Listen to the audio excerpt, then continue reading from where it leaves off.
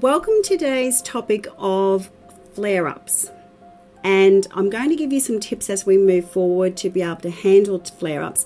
But as I was researching yesterday about flare-ups and making sure that what I feel inside is exactly what somebody else would feel, I came across a lady who's called Toni Bernard.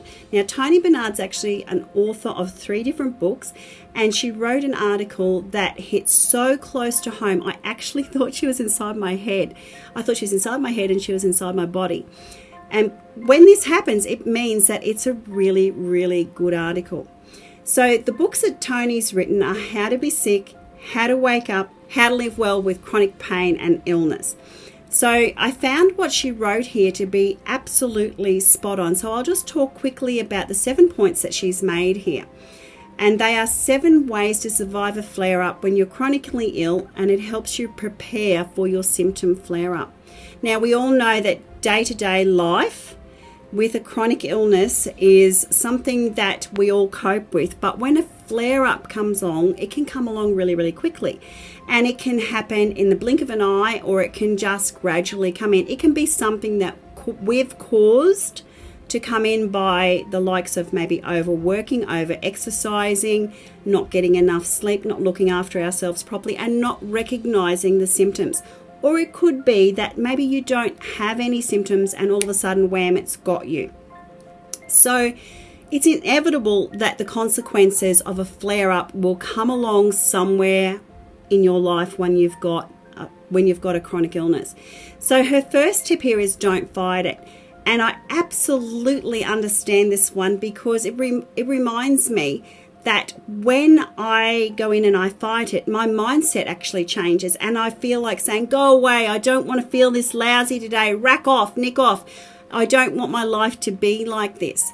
So when you're in there and you're fighting it, it gives you another layer of stress. And this is something that you don't need because you're already experiencing a flare-up. You don't need extra stress on top of it from actually fighting it.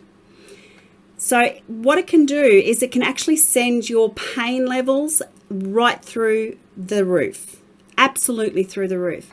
When we accept a flare-up as gracefully as you can, and I'm not suggesting that it's easy because it's really not, but if we can do that and we can say to ourselves, this is a flare-up, I'm really sad about it, but this is what's happening in my life. So I'd love you to acknowledge it, but don't let it be the thing that really clicks in and adds stress into your day because you really, really don't need that added stress. Number 2 is don't blame yourself. Even if your actions have been the thing that has caused your flare-up, it's really quite easy to blame ourselves.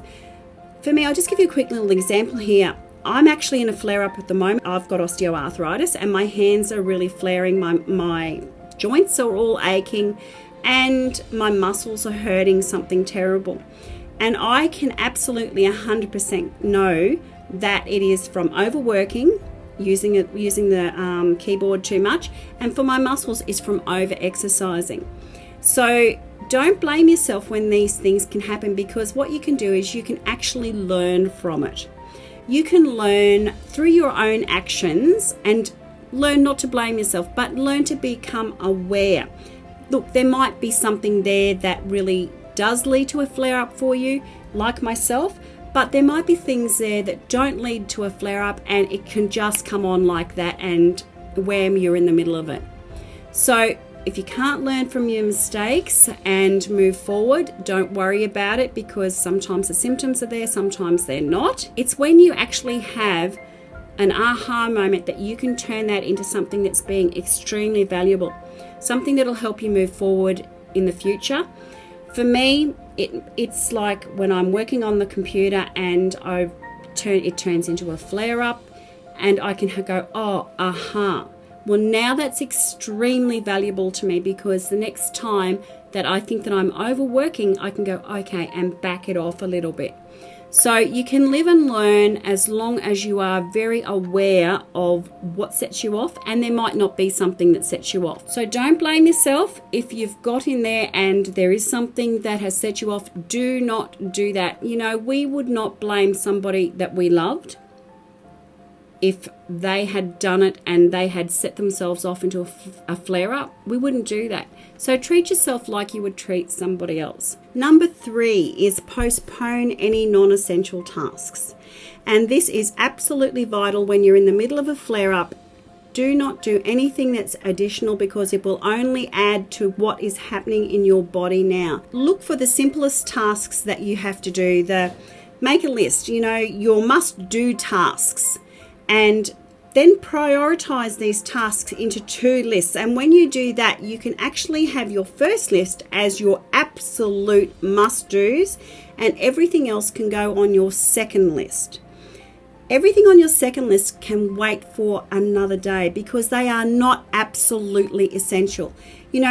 Things like if you've got children at home or you need prescriptions from the chemist or there's been an emergency, they are essential things that you have to do. So they would go on your first list. Cleaning the house from top to toe would not be essential. It would go on your second list. So I'm hoping that really helps you out with what to put on your first list and what to put on your second list. For goodness sakes, don't go in and declutter a wardrobe or do anything like that. That's a major job when you're in the middle of a flare-up. Number 4 is ask for help. If you're anything like me, it has been really, really, really tough to actually ask for help. In my experience, I've been really reluctant to ask for help, especially when I first started, because I didn't think that anybody would be really happy to pitch in. I didn't think that they would have time to pitch in. And I felt really awkward in asking them how to pitch in. Now, if you have a little listen around my social media this week, I'm going to actually give you some tips on how to ask for help and how to do it confidently. Number 5 is reduce stress as much as possible.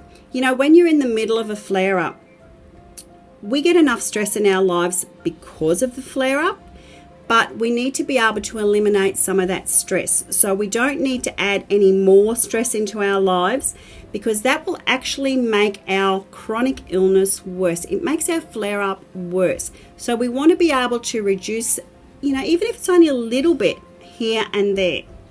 And sometimes it could be as simple as not getting on the scales, especially when you're in a flare-up. Don't get on those scales. It could mean cancelling plans with somebody you absolutely love, a friend you love or a family member that you love, but they're really hard work to be around. In that circumstances, I would say cancel those plans and reschedule them. And we all have a friend or a family member that actually does that for us.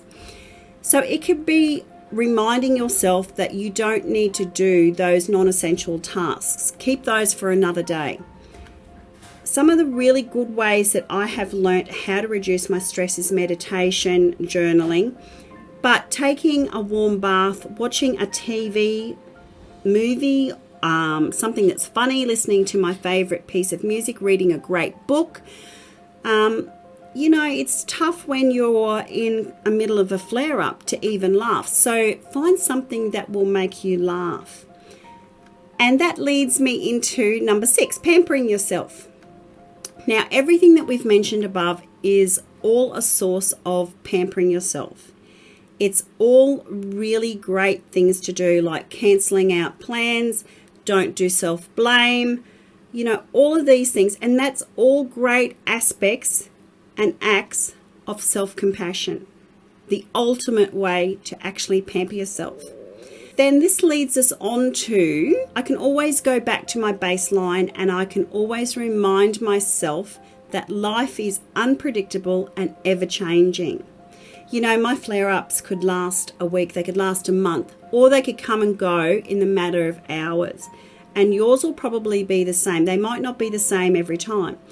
It is comforting to find and reflect on impertinence when you're in a flare-up. And I suggest that you remind yourself several times a day that everything is fine. It is how it should be, including your symptoms.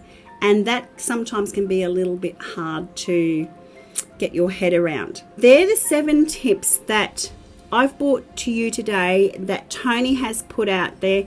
And I really hope that Tony's words of wisdom have got little nuggets in there that you can actually grab and take away, because I couldn't have written that any better myself. I think that she has done an amazing job, and what I'm going to do is I'm going to leave you with those tips now. Keep your eye out for some of the other things that I've got happening about flare-ups, because I think I'm going to do a live at some stage, and I will put the recordings up into wherever you are at the moment, and that way that you can actually get that information as well.